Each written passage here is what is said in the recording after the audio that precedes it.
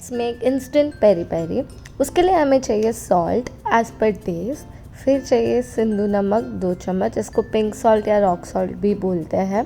फिर कश्मीरी लाल मिर्च 2 चम्मच, अगर आपको ज़्यादा तीखा पसंद है तो आप ज़्यादा मिर्ची ऐड कर सकते हो। चाट मसाला 1 चम्मच, ऑरिगेनो 1 चम्मच और चिली फ्लेक्स 1 चम्मच।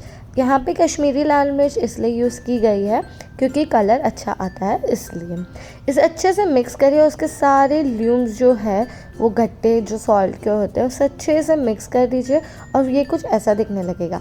ये हमारा इंस्टेंट पेरी पेरी रेडी है। Thank you for watching.